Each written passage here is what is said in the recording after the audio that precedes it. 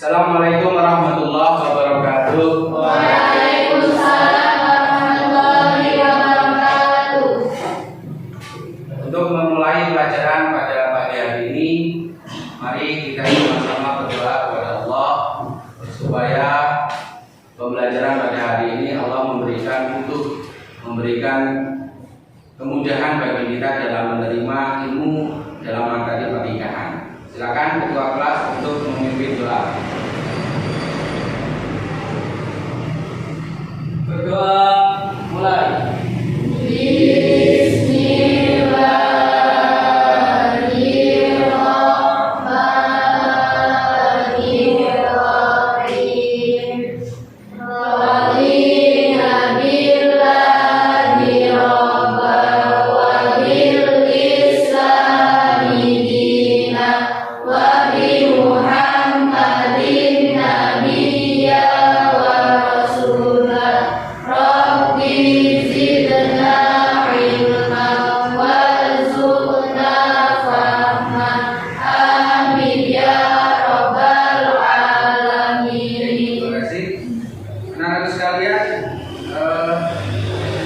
Sebelum memulai pembelajaran nikah untuk melanjutkan pertemuan awal kemarin, saya mau mengecek terlebih dahulu tentang kehadiran anak-anak.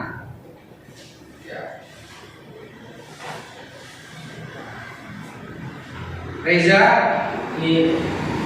Ahmad, Fauzi,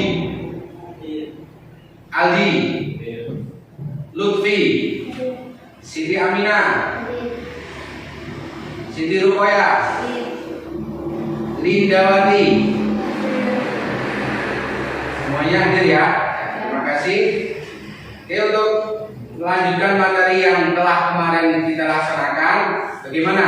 Hari ini sehat semua? Sehat ya? Tidak ngantuk ya? Kelihatannya cerah-cerah. Ya, semoga kesehatan kalian oleh Allah diberikan kemanfaatan untuk dapat menambah ilmu pada kesempatan pada hari ini. Teman-teman sekalian, pada hari ini kita akan melanjutkan tentang pembelajaran pernikahan Islam yang kemarin telah kami sampaikan tentang dalil, tentang hukum nikah dan sebagainya. Coba untuk mengetahui bahwa kalian sudah paham tentang materi awal kemarin, saya ingin tahu tentang arti nikah. Ya, coba siapa yang bisa coba arti nikah? Oh iya, silakan Mas Reza. Nikah adalah suatu ikatan lahir dan batin antara seorang laki-laki dengan perempuan yang bukan muhrim sebagai suami istri dengan tujuan untuk membina suatu rumah tangga yang bahagia berdasarkan tuntunan Allah Subhanahu wa taala. Oke, terima kasih. Jadi kalau kita mereview hasil kemarin tentang pengertian nikah, nikah itu bersatunya antara laki dan perempuan dengan suatu akad secara Islam yang sesuai dengan aturan hukum negara. Karena memang antara nikah secara agama dan nikah yang sesuai aturan agama, aturan negara itu harus seimbang atau harus sesuai. Gitu. Oke, terima kasih. Nah, nikah itu ada beberapa hukum. Nah, sebelum melihat tentang hukum nikah itu sendiri, nikah itu sebenarnya perintah siapa sih? Atau perintah orang tua gara-gara dipaksa dan sebagainya, atau perintah Allah atau Rasul? Coba ada yang tahu dalil nikah yang ada di dalam Al-Quran? Coba siapa? Oh ya, Mbak Lutfi, silakan.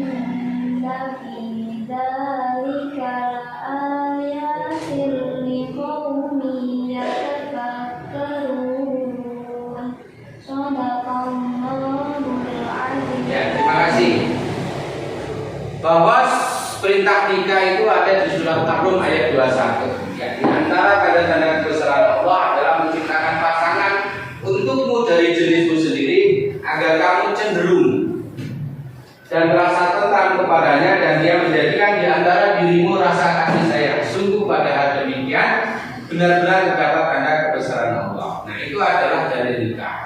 Oke, terakhir coba saya ingin tahu seberapa besar pemahaman kalian tentang hukum nikah. Bahwa nikah itu kalau sudah perintah Allah, seperti perintah Allah yang lainnya itu kan ada yang sunnah, ada yang wajib, mubah, haram dan sebagainya.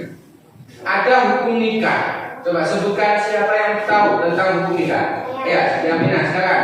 Wajib, sunnah, mubah, makruh dan haram. Ada berapa itu? 5. Oh iya, terima kasih. Betul ya?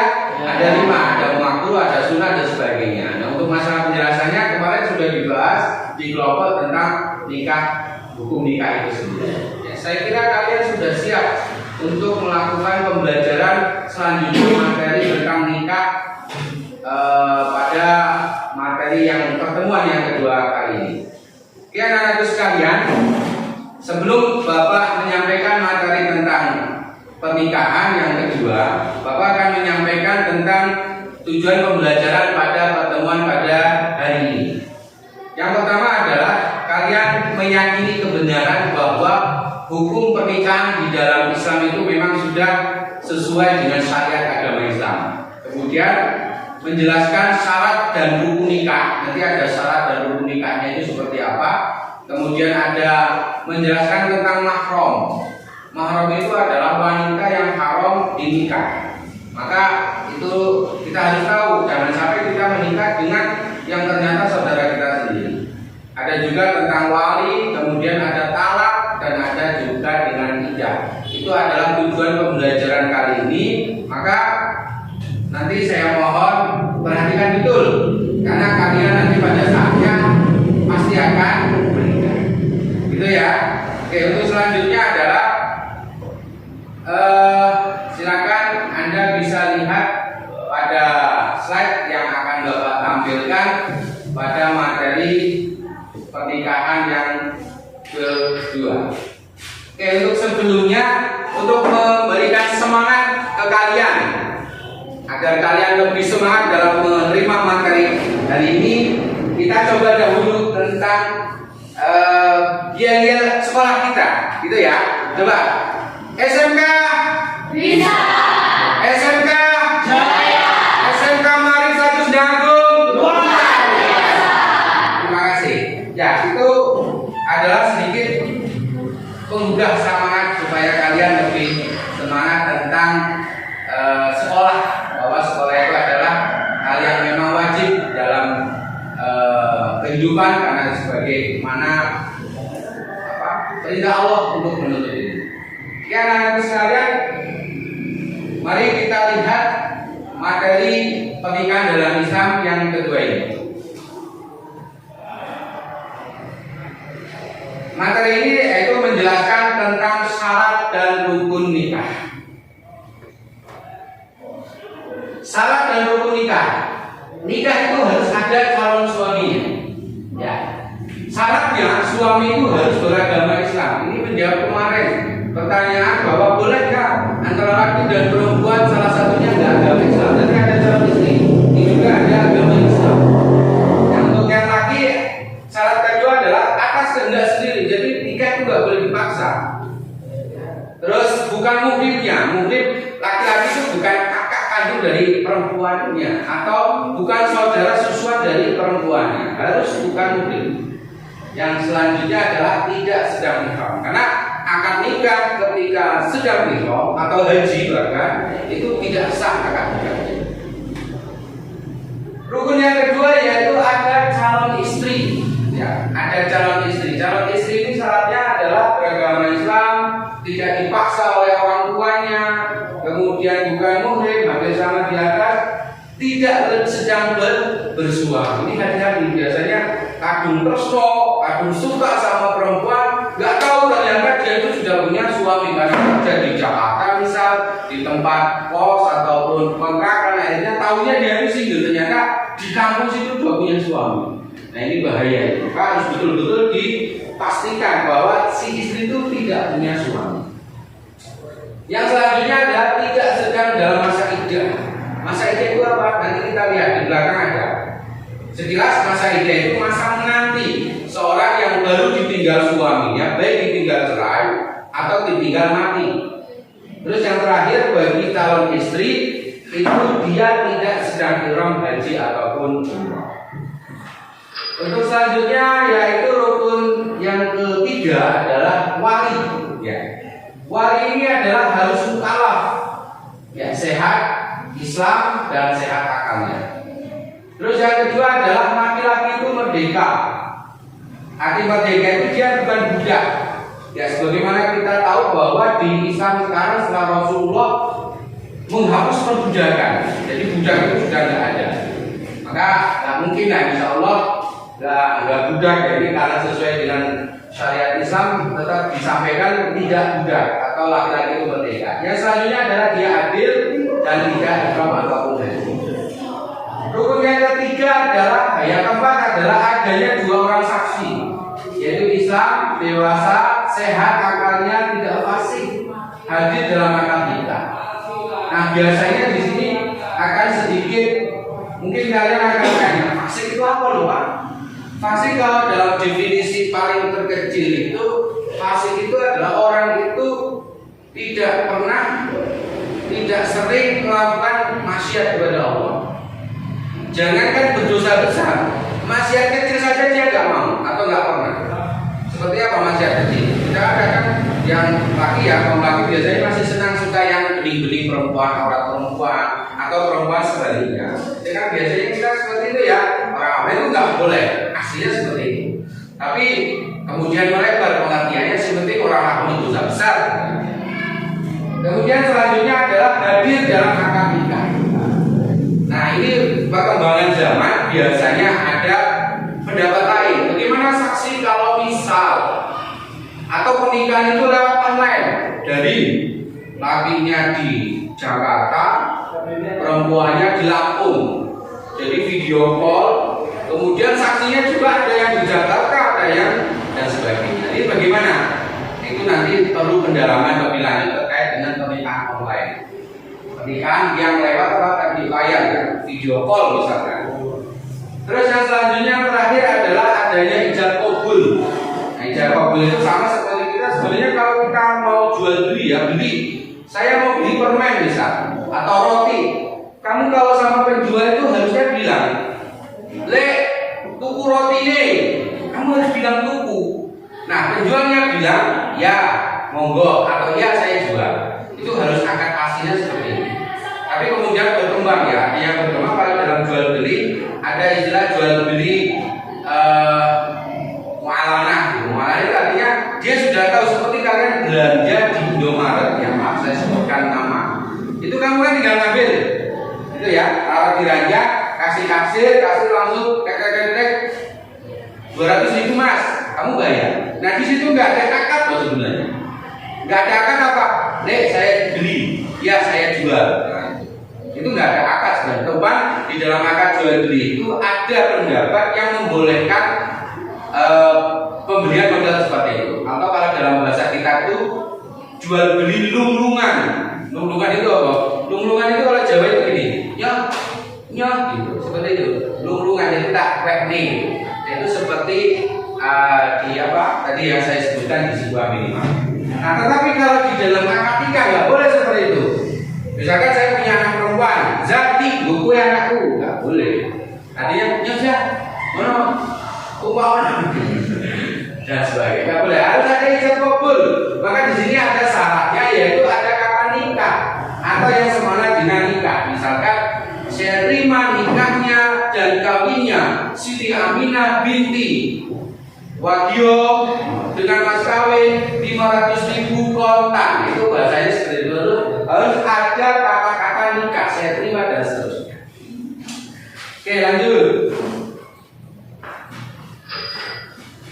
Ya, kemudian di dalam materi selanjutnya ini yang tadi saya sampaikan tentang mahram.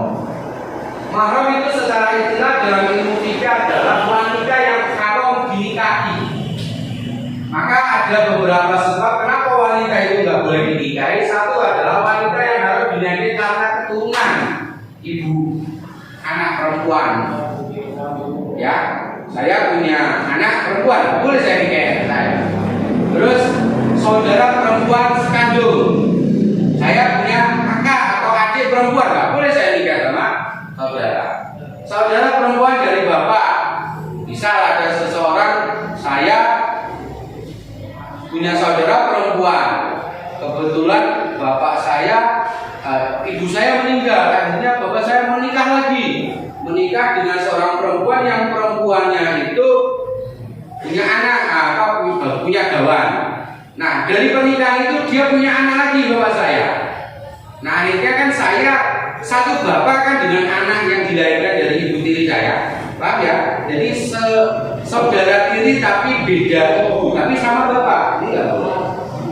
Saudara perempuan dari ibu atau sebaliknya, bapaknya yang meninggal, ibunya nikah lagi, punya anak sama bapak baru saya, dan kemudian punya perempuan. Nah, itu nggak boleh meskipun itu bukan satu ibu atau bukan satu bapak. Yang selanjutnya adalah anak perempuan dari saudara laki-laki dan seterusnya, jadi keponakan. Anak perempuan dari saudara perempuan dan seterusnya, ya keponakan dari laki dan keponakan dari perempuan. Nah, kemudian yang kedua, wanita yang harus dinikahi kalau tadi secara karena keturunan, ada wanita yang harus dinikahi karena hubungan sesusuan. Apa arti sesusuan itu? Susu itu ya vulgar nggak apa-apa, sedikit porno, tapi ini adalah hukum bahwa payudara perempuan itu ketika sudah disedot ya oleh seorang anak, kemudian disedot orang lain, maka dua orang ini menjadi saudara. Kita lihat ibu yang menyusui artinya apa? Misal ada Ali nyusu sama seseorang perempuan namanya Dewi. Dewi ini bukan ibu kandungnya. Ibunya Ali itu aslinya namanya siapa? Siti misalkan. Tapi dia nggak nyusu sama Siti, sama ibu kandungnya. Dia nyusunya sama Dewi yang ibu dari tetangganya. Dia nyusu. Nyusu apa? Ya tetap ya mentel loh. Nah akhirnya ketika sudah dewasa ini nggak boleh ibu yang tadi nyusu dinikahi. Itu kan bukan ibu saya. Loh, kamu kan pernah nyusu sama itu, nggak boleh. Maka dikatakan ibu yang menyusui itu nggak boleh dinikahi. Selanjutnya adalah saudara perempuan sesusuan. Misal Aldi ini mamanya rasa nyusuni karena sibuk ya Aldi. Akhirnya apa? Kamu tuh nyusu sama ibu tetangga kamu yang kebetulan ibu tetangga kamu itu juga punya anak. Gak mungkin kan kalau kamu nyusu sama ibu tetangga kamu susunya keluar karena kalau dia nggak punya anak pasti dia punya anak. Kebetulan anaknya perempuan nih. Nama perempuannya itu misalkan Dewi. Nah sama-sama nyusu. Paling hanya beda 1 bulan lah. Hanya nyusu, kamu udah dewasa dan seterusnya. Akhirnya umur 20 tahun atau lebih, kamu suka sama saudaramu tadi yang satu susuan Dewi saat itu. Maka kamu nggak boleh menikah dengan saudara persusuan yang perempuan. Ya perempuan, kalau laki ya nggak mungkin nikah kan. Nah, terus yang kedua atau yang ketiga, kenapa wanita itu harus dinikah? Karena ada hubungan perkawinan. Ya misalkan Aldi itu nikah sama Siti, maka Aldi itu nggak boleh menikahi ibunya Siti, nggak boleh. Wah ternyata ibu mama itu. Saya pernah istri saya itu ketika saya bawa pulang lihat ibunya, Pak kami sama saudara saya itu berasa nikah itu, Pak ini gue. Guyon ya. Tuh, gak boleh ya, gak boleh kita menikahi mertua kita itu gak boleh. Yang kedua adalah anak tiri, anak dari istri dengan suami lain apabila suami sudah gugur dengan ibunya. Maksudnya anak tiri itu misal ya saya tadi menikah dengan perempuan lain karena saya lah tentu istri saya udah Adil lah, dia kan belum menikah. Adil itu menikah sama Dewi, ya. Dewi itu meninggal istrinya, gitu ya. Terus kemudian anak tiri, Adil itu menikah lagi sama seorang perempuan yang namanya Santi bisa. Nah Santi ini bawa anak perempuan, ya perempuan. Maka kamu itu nggak boleh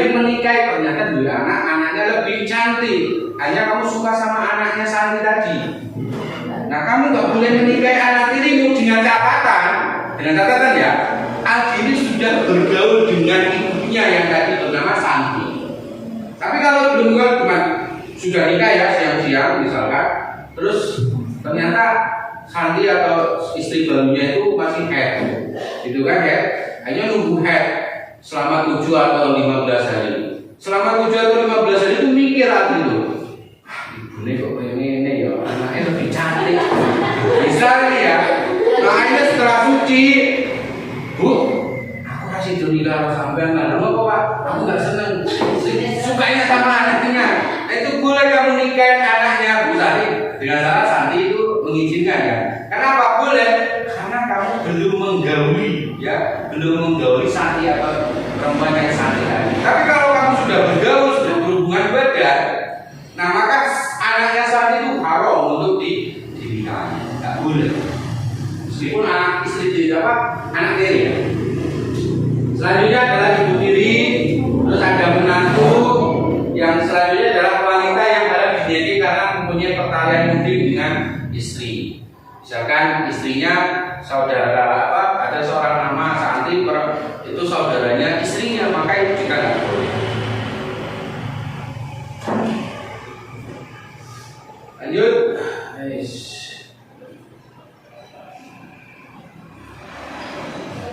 Ya. Pembahasan selanjutnya adalah tentang wali nikah. Jadi kalau kita lihat dari rukun syarat nikah, itu ada calon istri, calon suami, yang ketiga adalah ada wali.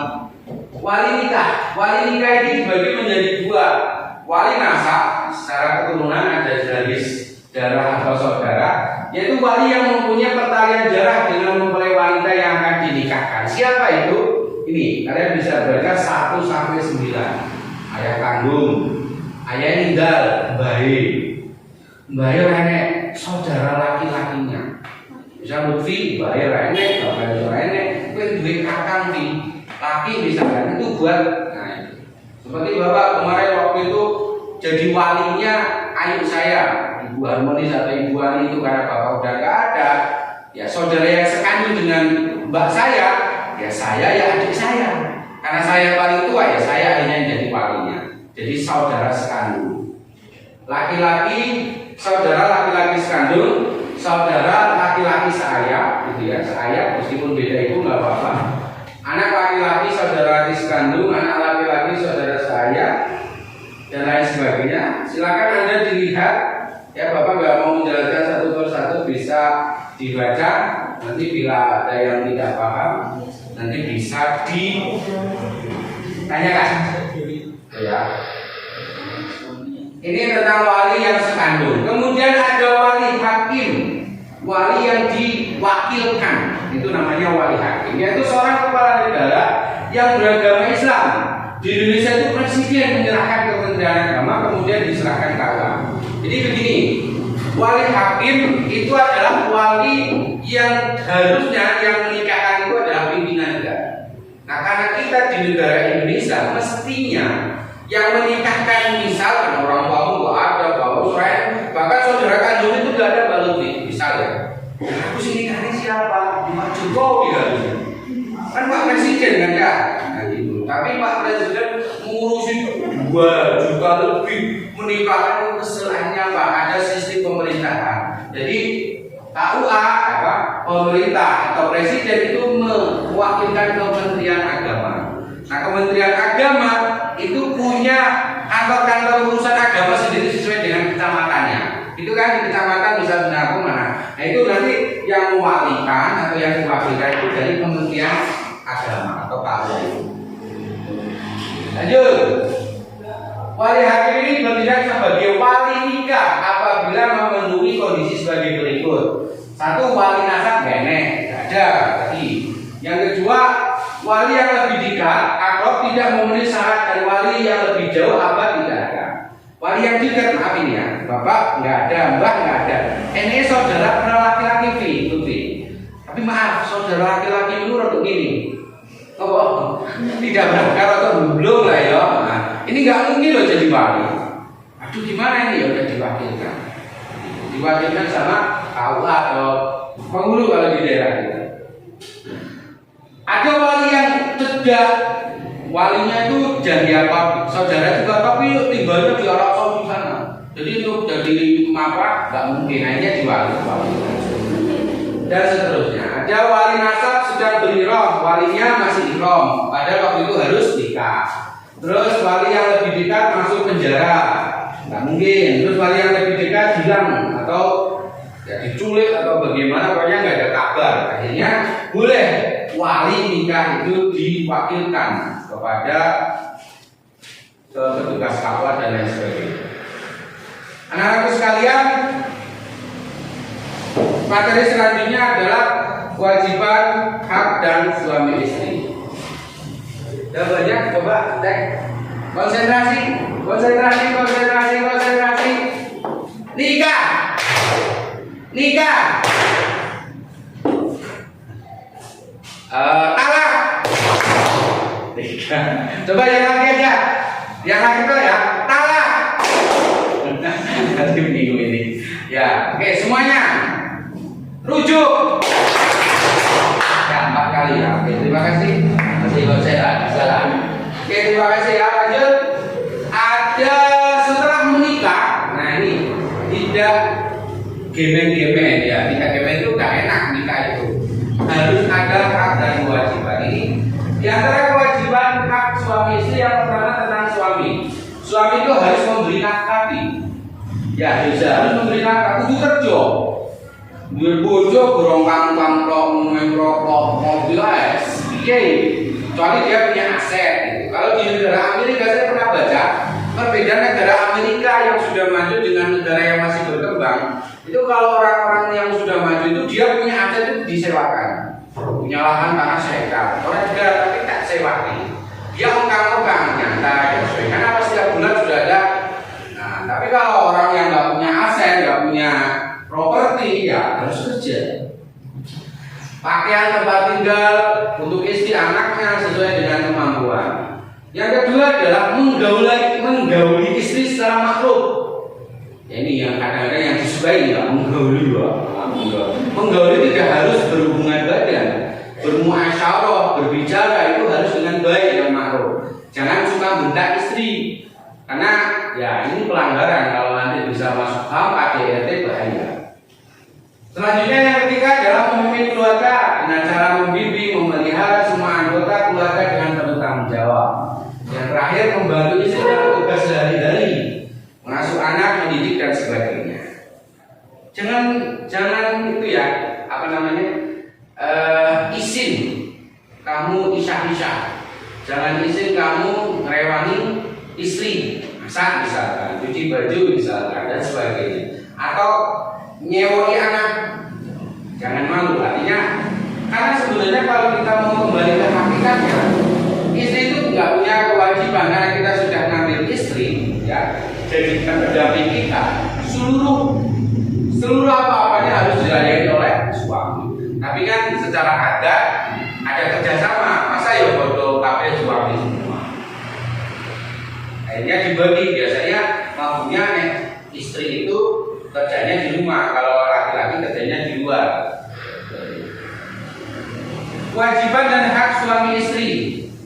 Ini tadi kalau itu hak, sekarang kewajibannya. Kewajibannya adalah patuh, ya bagi istri patuh pada suami dengan batas sesuai dengan ajaran Islam. Yang haram nggak boleh dilayani. Maka ada beberapa contoh perempuan suruh bawa sabu-sabu, padahal haram itu. Karena kan pikiran beliau kalau diselingnya di BH atau di celana dalam dan sebagainya itu kalau di berita itu wah aman ini kalau perempuan, tapi itu nggak boleh. Akhirnya ketahuan. Nah, karena ketahuan itu jadi bapak bisa cerita bahwa ada perempuan yang menjalankan bisnisnya suami tapi dengan yang tidak baik, itu bisnis haram. Oke, selanjutnya adalah kewajiban istri ataupun suami. Yang kedua adalah memelihara, menjaga kehormatan diri dan keluarga. Oh, ini kewajiban istri. Ya, menghormati ataupun menjaga kehormatan diri dan keluarga. Nah, biasanya ini perempuan ini ada di rumah. Jadi ketika ada tamu yang misal itu membahayakan, ya jangan diminta ataupun diperbolehkan masuk dan sebagainya. Yang ketiga, mengatur rumah tangga dengan baik, mendidik anak terutama pendidikan agama. Ada firman Allah yang mengatakan, ya ayyuhalladzina amanu qu anfusakum wa ahlikum nara. Hai orang yang beriman, pelihara dirimu dan keluargamu dari akhirat. Ini kewajiban istri ya, jadi bisa mengajari anaknya untuk baca tulis Al-Quran dan lain sebagainya. Yang terakhir adalah bersikap hemat, hormat, ridho, syukur serta bijaksana pada suami. Ya. Penyakitnya perempuan ibu-ibu itu adalah apalagi zamannya gadget ataupun HP. Nenek barang HP ini langsung dilihat, di scroll, ini sebenarnya video ya. Termasuk istri saya. Jadi saya berangkat itu lagi lihat Lazada, lagi lihat baju, terus susah. Tapi kadang lihat toh, tapi kadang ada yang suka ya hanya dibeli. Ya semua selagi masih izin, it's okay. Lanjut, hak suami. Tadi istri, sekarang suami atas istri. Ditaati ya. Kamu seorang laki-laki harus ditaati omongan dan perintahnya secara tidak maksiat. Itu ada hadis Nabi, hanyalah ketaatan itu dalam perkara yang ma'ruf, artinya bukan maksiat. Diminta izin oleh istri yang benar keluar rumah. Istri tidak boleh puasa sunnah kecuali izin suaminya. Tidak boleh sembarangan. Panjenengan perempuan mentang-mentang ini sunnah Rasul ini loh, masuk Senin Kemis misal. Kalau nggak boleh ya jangan dilakukan. Mendapatkan pelayanan dari istri dan disyukuri kebaikan yang diberikan. Ini ada cerita ya. Jadi misal ya, seorang perempuan sudah 10 tahun berkeluarga. Itu selama 10 tahun itu dia selalu diberi kebaikan sama suami, diberi nafkah dan sebagainya. Pada usia ke 10 tahun, tahu-tahu suaminya itu lagi ngedown, usahanya lagi nggak bagus kan. Tahu-tahu istrinya bilang, masih kurang tahu main aku barang sih ambil. Dia lupa 9 tahun sebelumnya dia selalu ngasih. Nah setelah itu maka apa yang disampaikan oleh keterangan yang saya baca hadis Rasul bahwa gugurlah kebaikan dari istri itu selama 9 tahun. Jadi kebaikan 9 tahun itu hilang. Maka hati-hati. Maka kalian sebagai istri jangan sampai mengatakan kata-kata seperti ini. Ya, kita harus tahu bagaimana posisi suami saat itu ketika ternyata suami itu kurang memberi nafkah apapun sedikit, tak ada masalah. Selanjutnya adalah hak istri mendapat mahar. Mahar itu apa? Mas? Jadi kalian besok kalau nikah kok belum dikasih mas kawin, jangan mau digauli. Jadi misalkan akad nikah ya, penyerahan akad nikah itu ketika di proses akad nikah itu nggak wajib. Kan biasanya ada penyerahan akad nikah pakai duit yang dibilang apa gitu kan ya. Nah, itu nggak wajib. Yang wajib itu ketika malam pertama gitu ya. Malam pertama kok si istri belum menerima mas kawin, ojo gelem sampean buka baju. Gitu. Jadi mas kawinnya mas, oh ini deh, nah misalkan ante ataupun apa cincin, nah itu baru dikasihkan, nah baru boleh. Karena kalau itu terjadi nanti pasah itu rusak nikahnya. Selanjutnya adalah mendapat perlakuan yang patut dari suaminya. Ini hak istri ya. Mendapatkan nafkah, mendapatkan perlakuan adil sampai mendapatkan bimbingan. Lanjut. Ya, hikmah pernikahan. Satu slide lagi. Pernikahan itu merupakan jalan keluar yang paling baik untuk memenuhi kebutuhan seksual. Awal kemarin saya sampaikan, setiap manusia punya hasrat untuk melakukan seksual. Kalau sudah punya istri Mas Haji, aman sampean. Aman, kepingin nedak beli bojone dhewe iki. Sampai ngomong ya. Jadi nggak boleh ke tetangga atau maaf nyamuk kalau di kota-kota kan ada lokalisasi, masya Allah, alhamdulillah ya. Jangan sampai.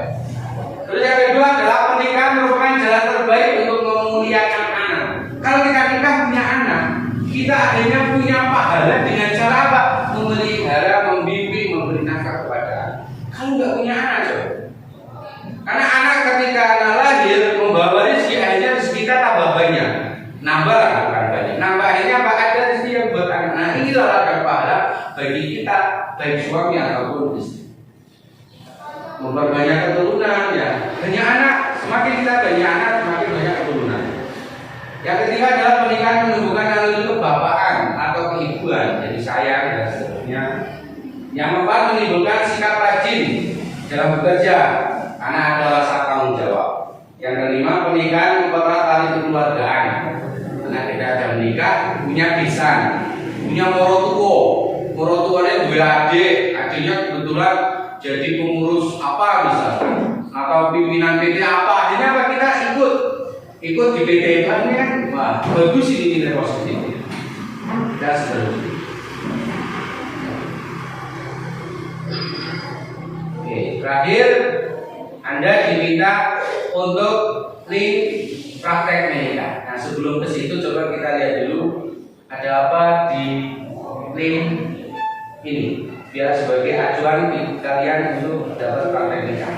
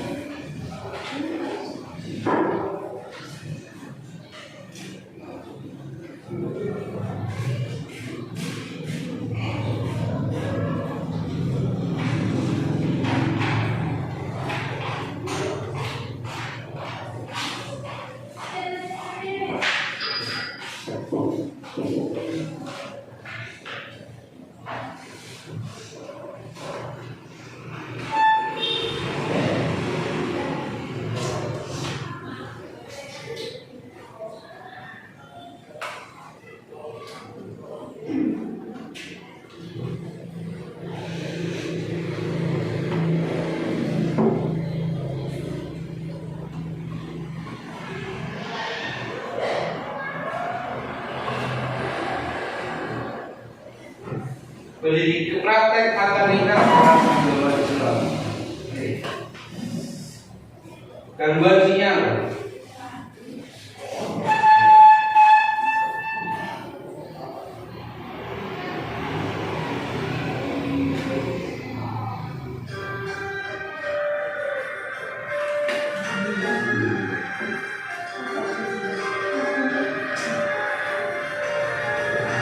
Ini yang mempraktekkan siswa anak SMA, tapi kayak betulan.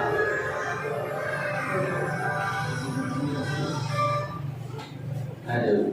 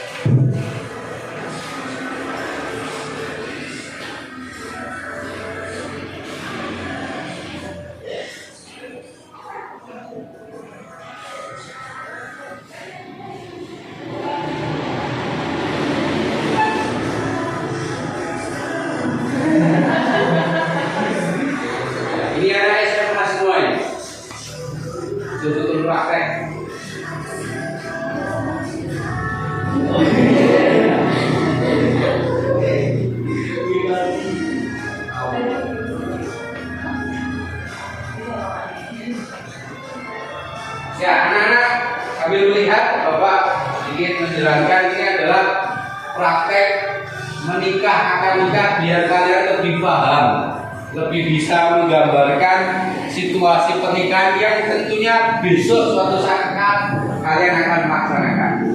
Ini ada di sebuah aula seperti kebetulan ya, jadi ada mas kawinnya, ada serah-serahannya, dan seterusnya.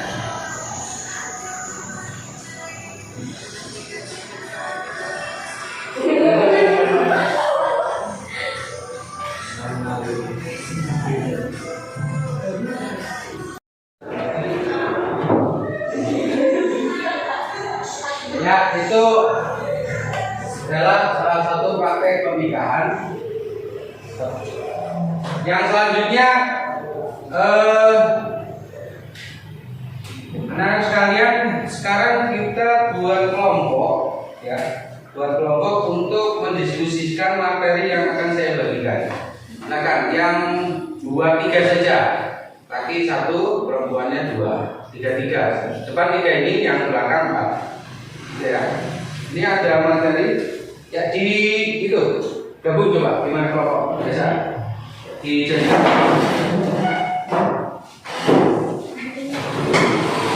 Silakan memutar, berkelompok.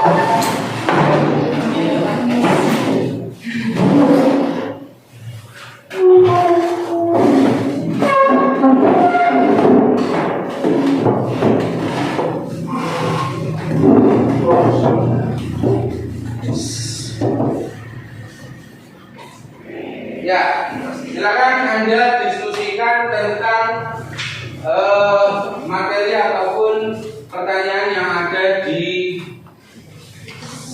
kertas yang sudah saya bagi.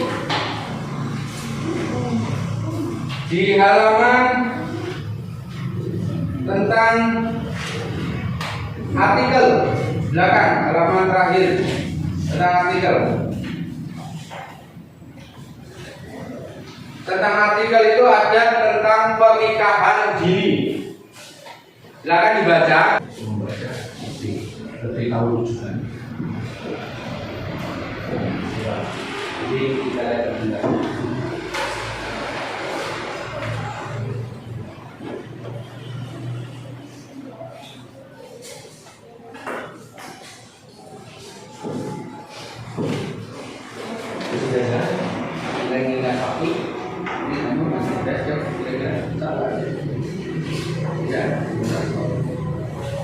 Nanti maju berdebat ya, berdebat.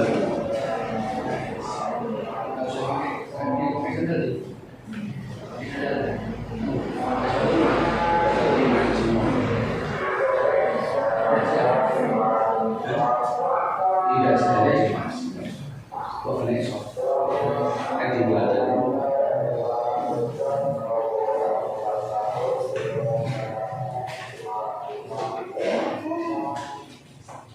Sudah siap? Bilang ya. Siap lah. Siap. Oke. Sudah ya, cukup ya diskusinya. Ya.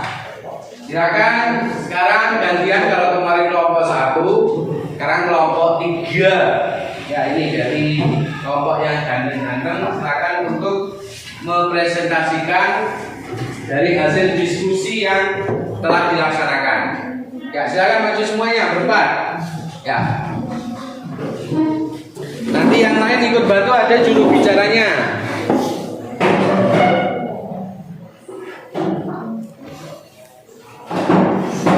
Ya, sebelah sini. Ya, biar nggak nutupin layar. Oke. Boleh sambil perkenalkan nama saya ini, sebelahnya. Biar lebih prosedural.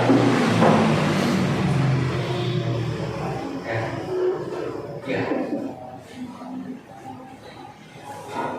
Assalamualaikum warahmatullahi wabarakatuh. Waalaikumsalam warahmatullahi wabarakatuh. Perkenalkan, saya dari kelompok 3 akan mempresentasikan hasil diskusi kami. Bisa ngomong. Ya, itu dari saya ini. Oh, ini. Ya, silakan. Perkenalkan boleh anggotanya. Perkenalkan nama saya Adesa Fatihul Iqbal. Saya Muhammad Ajibah Yusuf. Saya ya.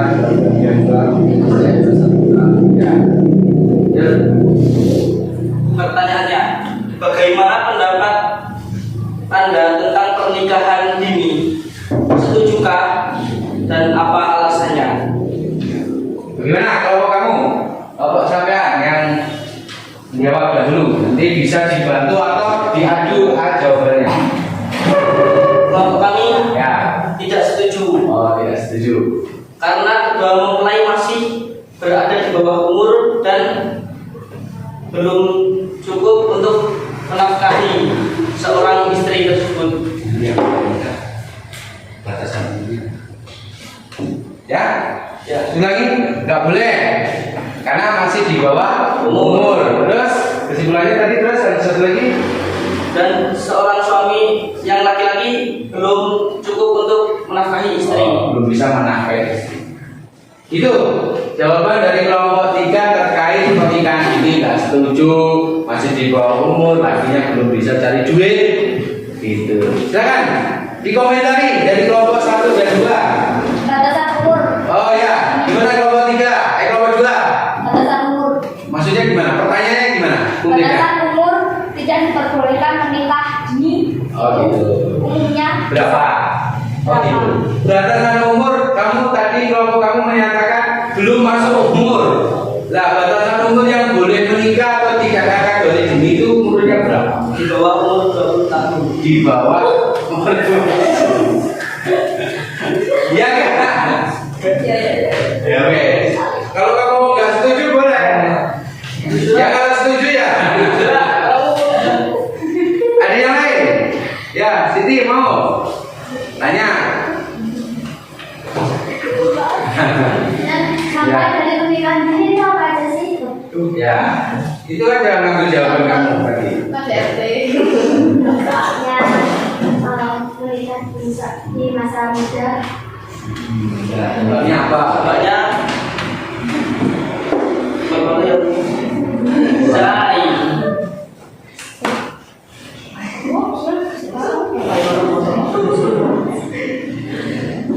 Ya, sebisanya coba dibaca, dijawab. Semampumu ya. Harus dijawab, coba semampunya. Dampak negatif dari pernikahan dari ini tersebut, ketika tidak dapat seorang suami tidak dapat menafkahi istri, ujung-ujungnya akan timbullah cerai. Ya, dampak negatifnya bisa menimbulkan perceraian. KDRT ya, pelan suaranya sampai kedengar. Dampak negatifnya adalah kok bisa KDRT kenapa mas? Kecil mas, sama-sama kecil ya. Ini kalau pemahaman kalian pernikahan gini itu yang masih belum umuran itu yang laki atau yang perempuan tuh? Dua-duanya. Oh dua-duanya. Kalau misalkan lakinya umur 50 terus si perempuannya umur 15 pernikahan gini bukan? Bukan. Oh berarti dua-duanya ya? Ya boleh. Nah kenapa bisa terjadi KDRT tadi? Coba yang jawab. Coba. Kenapa? Karena mungkin KDRT kan gara-gara ada apa sih kasus masalah atau marah-marah gitu kan ya? Coba dijawab. Karena seorang istri tidak mendapatkan nafkah dari suami dan istri tersebut membentak suami, lalu seorang suami itu marah-marah kepada istri.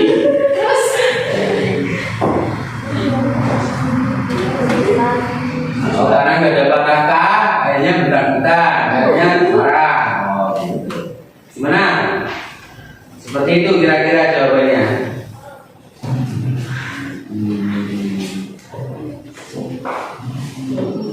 Oke cukup. Ada yang lain? Satu lagi ya, saya kasih kesempatan kalau nggak ada boleh ditutup untuk kelompok 3. Ada yang mau tanya lagi?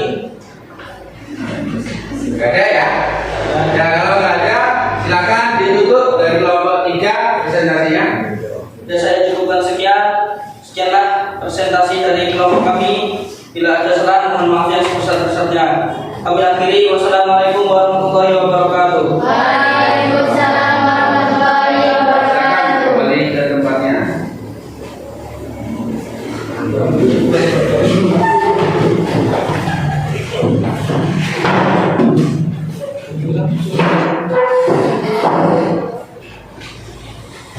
Ya, itu tadi presentasi dari kelompok 3 dengan menjawab dengan cara PBL. PBL itu adalah Project Basic Learning. Project Basic Learning itu mengetengahkan sebuah permasalahan yang muncul di masyarakat, ya, kemudian dijawab semampunya sesuai dengan pengetahuan yang ada. Itu namanya PBL.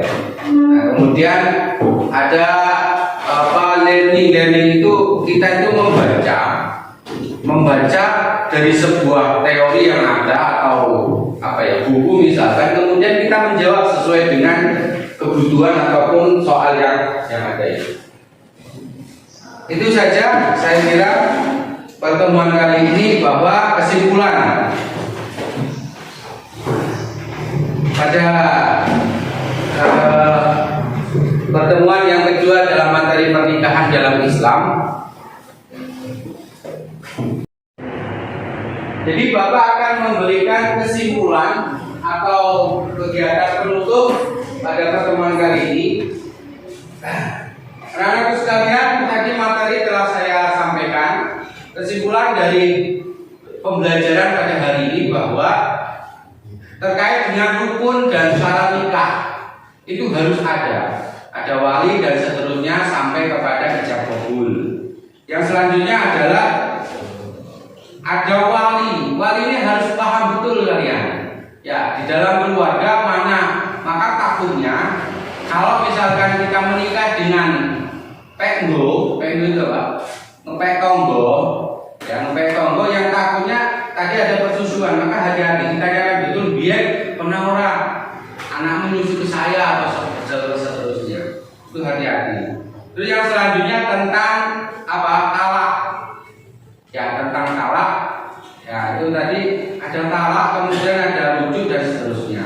Maka terus untuk kesimpulan pada materi diskusi atau project basic learning, bahwa pernikahan ini betul, bahwa kalau menurut pendapat kelompok 3 mengatakan tidak setuju, memang ada madorotnya. Tapi ingat ya, kalau Anda pernah mendengar hadis Rasul itu pernah menyampaikan bahwa sebaik-baik perempuan adalah nikahnya dipercepat. Nikahnya dipercepat, tetapi dengan konteks tertentu. Konteks tertentu karena memang bisa jadi, ya, kalau memang ditakutkan akan melakukan kemaksiatan, itu lebih baik. Seperti istri Rasulullah pada saat itu siapa? Siti Aisyah yang umurnya berapa? 9 tahun. Itu kalau tadi yang udah tadi ya 20 tahun ya, sangat jauh sekali. Nah, itu nanti di materi pertemuan ketiga itu ada terkait dengan batasan umur sesuai dengan hukum negara pemerintah Undang-Undang Nomor 1 Tahun 1974. Itu ada batasannya.